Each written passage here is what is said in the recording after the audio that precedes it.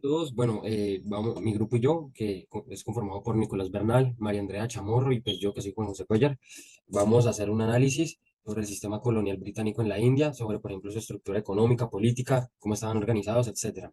Empecemos. Pues para empezar, nosotros quisimos dar como un contexto inicial de cómo era antes la India, antes de de ser colonizada, o sea, de cómo era la India precolonial, cómo estaba organizada. Entonces, pues el contexto político, la India estaba compuesta por muchos reinos y estados. India era un territorio muy grande, eh, con muchas tierras. Pues durante diferentes periodos en la historia de la India, varios imperios dominaron regiones significativas del subcontinente, como por ejemplo lo son el Imperio Maurya, el Gupta, Chola, etcétera. Pues estos imperios a menudo gobernaban con sistemas administrativos centralizados, pero pues también permitían cierta autonomía a los reinos locales y a los gobernantes locales. Como lo había dicho, en muchos casos los gobernantes locales pues tenían un grado de autonomía bajo la autoridad nominal de un imperio más grande. Pues esto llevó a una estructura feudal, pues en la que los reyes o los príncipes locales pues tenían cierta independencia en la gestión de sus territorios, pero estaban sujetos a pagar tributos o lealtades hacia el imperio más grande. El contexto social. Bueno, la sociedad india estaba fuertemente influenciada por el sistema de castas, que dividía la población en grupos jerárquicos, basados en el nacimiento y en la ocupación.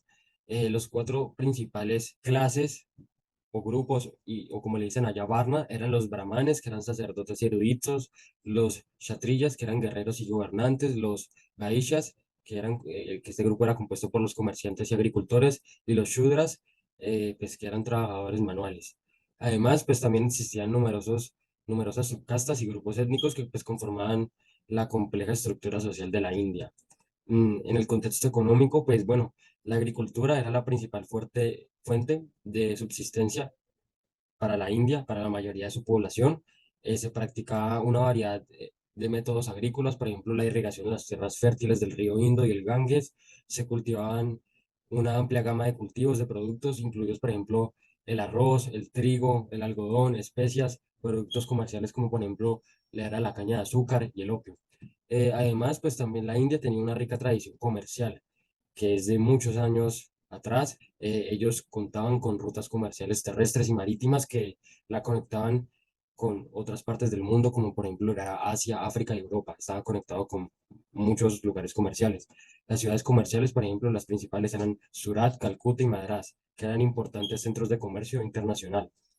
Bueno, la India tenía una próspera industria artesanal también, en la que se producía una variedad de bienes como por ejemplo textiles, hasta por ejemplo artesanías en metal, joyería, eh, aunque también la India era reconocida por la alta calidad de sus telas, como por ejemplo lo era el algodón y la seda. Bueno, ahora nosotros quisimos contar o hacer un análisis en el proceso de cómo fue pues, la colonización británica en la India.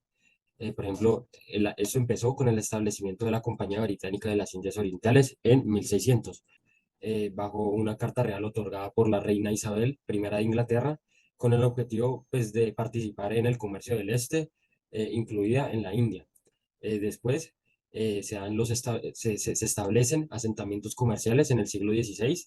A lo largo pues, de todo este siglo, la Compañía Británica estableció una serie de asentamientos, o sea, estableció muchos asentamientos comerciales en la India, como por ejemplo Madrás, Bombay y Calcuta, entre los más destacados. Pero el primer asentamiento fue fundado en Surat en 1613.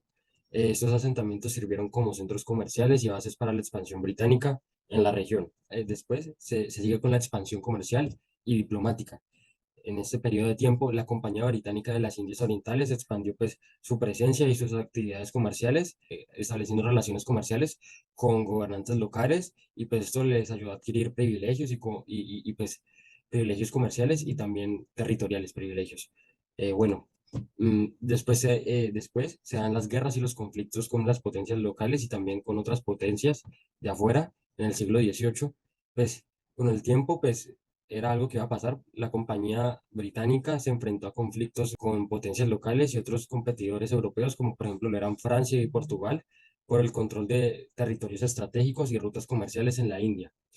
Eh, Después, poco a poco se da la conquista y la anexión de territorios también en el siglo XVIII. Pues durante todo este siglo la compañía empezó a conquistar y anexar varios territorios en la India eh, por medio de alianzas con gobernantes locales y también mediante el uso de la fuerza.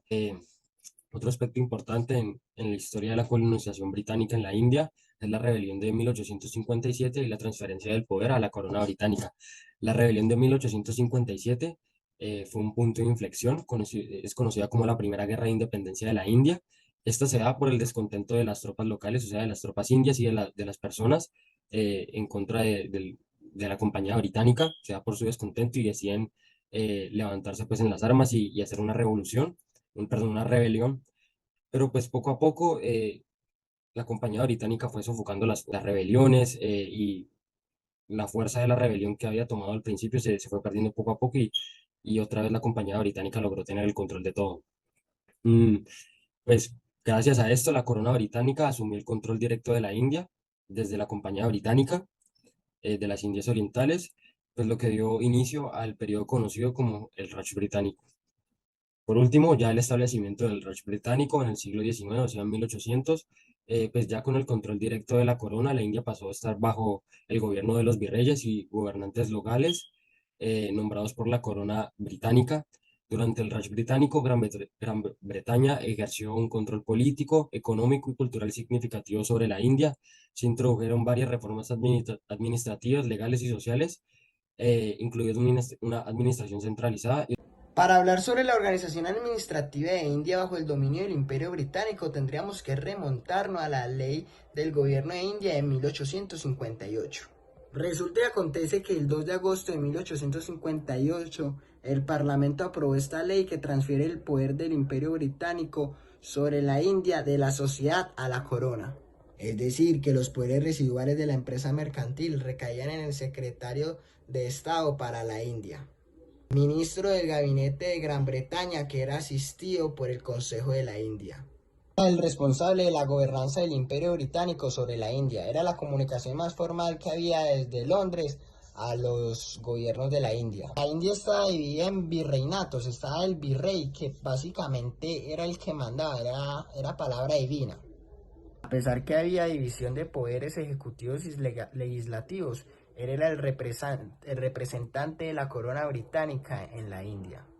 Luego había un consejo ejecutivo que era el que asesoraba al virrey en la administración de la India. Luego de eso está el consejo legislativo, que era un cuerpo consultivo con poderes limitados. India está dividido en provincias y cada provincia tenía su propio gobierno, su propio sistema, su propio consejo legislativo y su servicio civil. Para los que no saben qué es un servicio civil, es un grupo de profesionales políticos que son responsables de la administración de un territorio. Cada provincia está subdividida en distritos que está bajo la gobernanza de un colector, y ustedes se preguntarán qué hacía este colector. Él se encarga de recaudar los impuestos de la organización administrativa y del orden público. Por último, tendríamos los pueblos o aldeas que estaban bajo la gobernanza de pequeños aldeanos, de pequeños líderes y que eran de India. El Imperio Británico no interfería en esta gobernanza local. Se puede ver claramente que esta organización administrativa tenía un despotismo paternal, por lo que era un gobierno demasiado centralizado donde todo giraba alrededor del virrey, y este básicamente se creía el mesías de India, el que debía dar el bienestar al pueblo. Era una burocracia demasiado compleja, tenía demasiados funcionarios y departamentos. Los funcionarios británicos tenían un sentimiento de superioridad, eran vistos como el hombre blanco que debían civilizar a los nativos. Eso es que estos vivían separados de la población india, básicamente vivían en clubes finísimos de alto nivel, de alto estrato, totalmente aislados de la población. Mantenían un control estricto de la administración y del ejército. Por eso es que ciertos soldados de la India no podían usar ciertas armas, tenían mucha desconfianza sobre estos. Bueno, ahora para hablar sobre el sistema económico, comencemos aclarando lo que sería la teoría del drenaje, ya que muchos académicos afirman que el mecanismo que incorporó Gran Bretaña lo que hizo fue extraer una gran parte de los ingresos en forma de excedentes de exportación de la India y se transfirieron directamente a Inglaterra y a otros países europeos. Esto fue comandado por la conocida Compañía Británica de las Indias Orientales, que comenzó a comerciar junto con otras empresas europeas en la India desde principios del siglo XVII. La compañía, en este caso como soberana, se apropiaba de los ingresos de la India solo para remitirlos a través del comercio en Europa. Y este comercio, pues no, en realidad no lo era, sino que continuaba sin ningún tipo de retorno equivalente para la India. Esto se hacía más que todo en forma de inversiones, lo que llamaban ellos, y es que todas las compras de Bengala y otras partes, otras provincias se realizaban con el excedentes de los ingresos territoriales de esos propios territorios. Otros componentes de este drenaje fueron, por ejemplo, las ganancias del comercio privado, los salarios de los funcionarios europeos que gozaban de muy buena calidad de vida y las remesas de estos funcionarios a sus familias en Inglaterra. Esta inversión, entre comillas, se ha señalado como la principal causa de empobrecimiento de la India, ya que definitivamente no había ningún tipo de trueque, sino que en realidad había una extracción sin devolución ni pago alguno. Algunas cifras que respaldan esto, por ejemplo, se dice que esta fuga anual se producía a razón de 3 millones de libras, a unos 30 años esto ascendería incluso a los 724 millones de libras. El ingreso per cápita definitivamente no aumentó debido a una disminución en la generación de ingresos en el sector industrial y debido a la salida de riqueza por parte de Inglaterra, ya que una cuarta parte de los ingresos recaudados en la India se remitía a Inglaterra para recurrir en sus gastos, como por ejemplo los gastos de guerra, etcétera.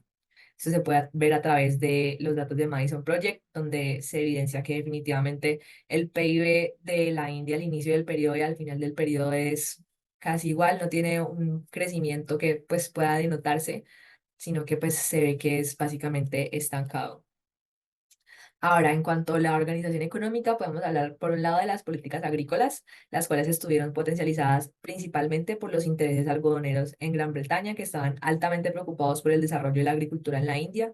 Esto llevó a la creación del Departamento de Agricultura en 1871 y pues a la potencialización de los cultivos a lo largo del territorio. Principalmente lo que se producía en la India en términos agrícolas era el algodón como principal fuente de la industria textil en Gran Bretaña, el opio como uno de los materiales principales de Gran Bretaña para comerciar en la China, el té y el índigo. Ahora, podemos mencionar también un aporte británico y es que los británicos invirtieron en infraestructura, como lo que serían ferrocarriles, carreteras, puertos, sistemas de comunicación, de riego, el mejoramiento de la agricultura, entre otros, que definitivamente permitieron, pues, en cierta medida el desarrollo de la India y facilitaron la administración de un territorio tan extenso como, pues, era el de la India. Definitivamente, entonces, su presencia permitió la unificación. Entonces, si bien no hubo una política industrial clara, de todos modos el Reino Unido se interesó por promover una educación técnica y académica que eventualmente serviría para esta industrialización. Respecto a la política industrial, el gobierno de la India no hizo ningún esfuerzo serio para fomentar el crecimiento de las industrias hasta la Primera Guerra Mundial. En realidad fue vista normalmente con desagrado por parte de los gobernantes británicos e incluso los fabricantes ingleses ejercieron distintas presiones para cortar cualquier estímulo a las industrias indias. Incluso uno de los primeros ministros, Gladstone, reconoció que existía una política desigual de libre comercio impuesta en la India. Algunas de las características de esta política fueron, por un lado, proteger el interés industrial británico.